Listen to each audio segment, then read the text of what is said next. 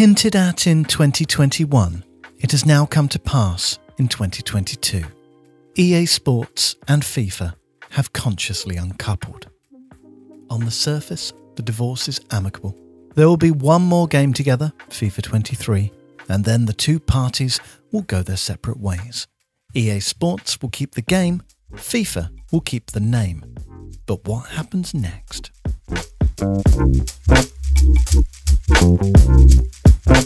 EA Sports moved first, announcing the start of the EA Sports FC brand, under which its future games will be released. It was also quick to address the question that immediately popped into the mind of every worried gamer. Will it still be able to use real club and player names? CEO Andrew Wilson's carefully written press release makes mention of EA Sports' many partners in the first, second and fifth of its 5 paragraphs, before pointedly quoting those aforementioned partners named below as they lined up to swear fealty to the brand. One by one, the Premier League, La Liga in Spain, Germany's Bundesliga, Europe's UEFA and South America's Federation CONMEBOL pledged allegiance to EA Sports FC. Okay, message received and understood. 2 hours later, FIFA responded, rather less convincingly.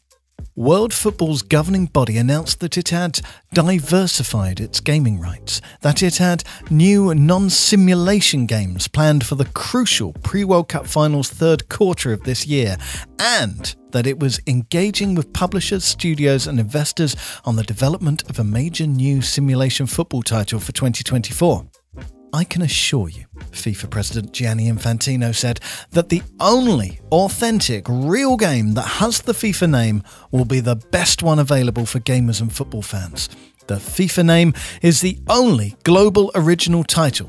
FIFA 23, FIFA 24, FIFA 25, FIFA 26 and so on. The constant is the FIFA name, and it will remain forever and remain the best. Rarely have so few words offered so very much to unpack. Let's start with the non-simulation games, and please note it's games plural. FIFA said it was launching a portfolio of new games during 2022 and 2023. The phrase non-simulation suggests these won't be either Be the Footballer games, nor will they take the form of Be the Football Manager games, but what else can you do under the FIFA banner? Infantino's belief that the mere ownership of the word FIFA is a guarantee of success in an ever more sophisticated gaming industry is startling. This is either empty bombast to placate worried stakeholders, or he genuinely believes it, which is terrifying on several levels.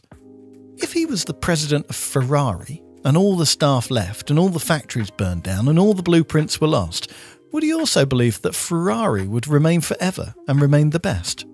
It is unlikely that Infantino knows there is a precedent for this sort of split. Someone probably should have told him how publisher Eidos broke up with Sports Interactive, the development company behind the Championship Manager series, in 2003. Eidos kept the name, Sports Interactive kept the database and match engine, the key components to the game. It was not an amicable split, and resentment simmers to this day. This was in a time before Facebook and Twitter, and the breakup went unnoticed by many players. Both parties released their own games, and Eidos had the clear advantage of brand recognition. But their Championship Manager 5 was so riddled with bugs that it was nearly unplayable on release. Sports Interactive's Football Manager 2005 was markedly superior. Even without social media, it didn't take long for players to learn which game was worth their money. It took Football Manager years of steady organic growth, but they are now the lone superpower of the genre, while Championship Manager has ceased production entirely. Eidos' only advantage in that battle, the fact many customers were entirely unaware that this was not the game they loved, is denied to FIFA now by the sheer weight of online coverage in the past week. And so, we come to the exciting bit.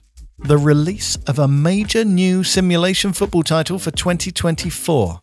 Now, let us be clear, the competition is good. EA Sports' polished and popular series could certainly do with it. Its relentless focus on in-game purchases has raised concerns, and some gamers feel it doesn't always offer serious progress from one edition to another.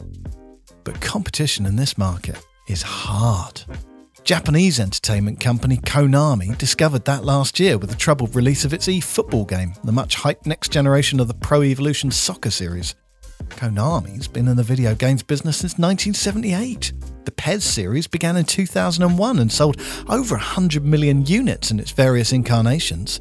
Its eFootball was a well-meant attempt to counter EA Sports' dominance with a free-to-play game. Konami had the resources, the expertise, and the experience, and still its new game was pilloried on release. What is FIFA bringing to the party that Konami did not, aside from the apparently magical power of its name? FIFA's best option would be to partner with an established publisher, someone like 2K, for example, which produces the well-received NBA and PGA Tour games. But even a company of that calibre would struggle to build substantial coding, data and quality assurance teams in time for a 2024 release. While the story behind this breakup is yet to fully emerge, it is widely thought to be caused by a dispute over how to divide up revenue. EA is believed to be making a third of its $5.6 billion annual revenue from this game alone, and FIFA apparently wanted a much bigger slice. When EA hinted at a parting of the ways last October, a compromise was assumed on the basis that FIFA would have to be crazy to shut off what was essentially a pipeline delivering free money. But that's exactly what it has now done. FIFA's only leverage was the threat of making its own game, and EA have called that bluff. Given the cost, both in resources and time, of building an entirely new gaming franchise, this may prove to be an extremely expensive error. If you like this video, please consider subscribing to the channel.